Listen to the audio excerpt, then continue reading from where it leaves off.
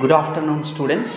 My name is S. Srinivas Reddy, faculty of Srinidhi Teacher Training Institute and Dr. Rajendra Prasad B.Ed College, Sifabad. So, my today's topic is the nature of language. Already you know that different languages are there, but every language is going to have its own nature. So if you are rich in a language, you can able to do communication in effective manner. Otherwise you can't able to do a communication in effective manner. So for the purpose of language learning by the learners, our biological systems are going to play an important role. In our human body, we have different systems: digestive system, nervous system, respiratory system. Number of systems are there. Each system is going to have its own work. In a same manner, in our body also, in our brain, cognitive system is going to be there. So because of that cognitive system only, as a child, you can able to learn any language in an easy manner. Means that language is also biologically programmed system. Because of that programmed system which is available in your body, then that's why only you are learning any language in an easy manner. Even English also, it is a language. Already in your brain one programmed system is there, so that system is called as cognitive system. Because of that system only you can learn any language in an easy manner. So now here from birth itself only, that child is going to start learning the language.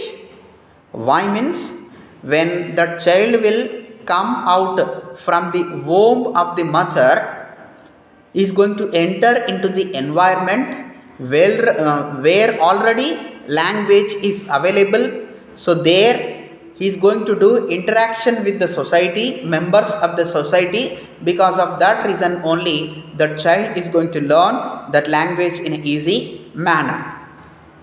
Next, second one, language is nothing but it is expressing our feelings, our emotions, our attitudes. So because of that reason every language is going to have its own nature and feature. So now we are going to discuss what are the features of the language. So in that first one, language exists in the form of discourse. Language exists in the form of discourse. Is nothing but particular mechanism, particular structure. So because of that reason only we can express anything. For example, you have one idea in your mind, you just want to express that idea with somebody. So there you are going to form that idea by using your language in your mind. When you are going to form any idea, you are going to construct one sentence. While constructing that sentence in your mind, you are going to use a particular discourse. So then only whenever you are going to express that idea with opposite person, the opposite person can understand, because within that idea, within that sentence, what is there? Discourse is there. Next, second one, language changes according to the topic of discussion and relation of the person. For example, your close friend is there. You are going to use one type of language, one type of accent of the language.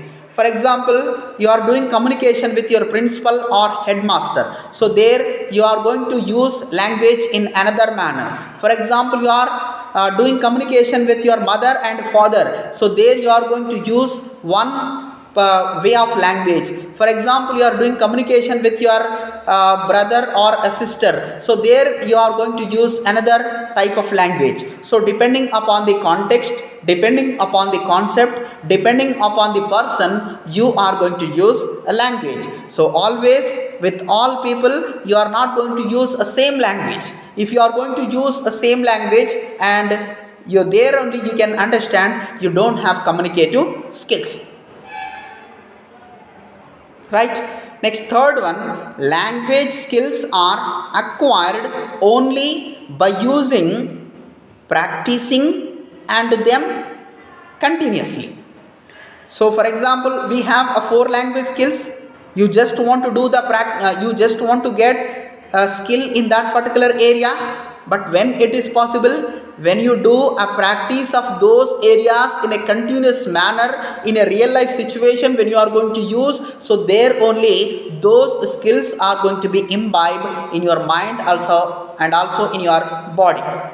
And next one, gestures, facial expressions play vital role in expressing language.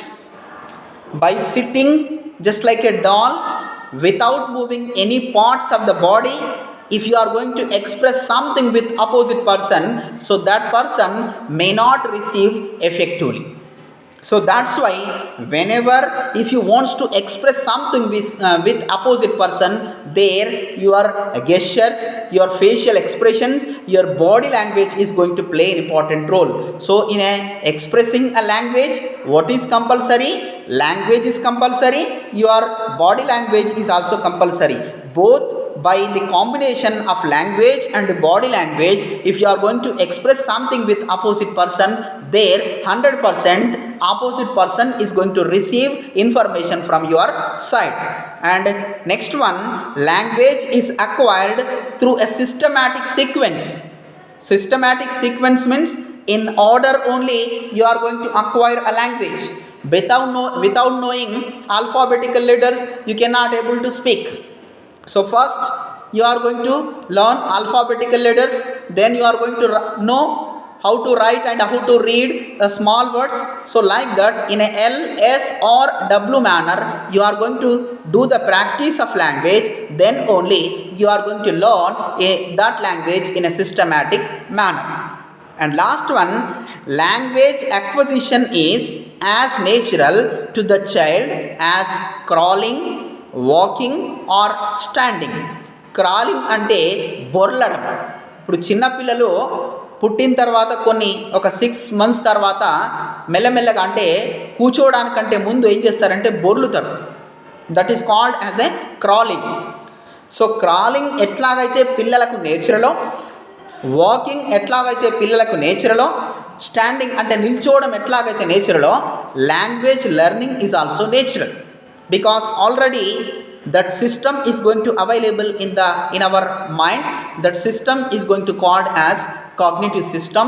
Because of that cognitive system only we are going to learn language in an easy manner. So this is the topic of the nature of the language. So without understanding the nature of the language, so we can't able to know what is the language, so where we can use that language and how we can use that language and in which way we can use that language.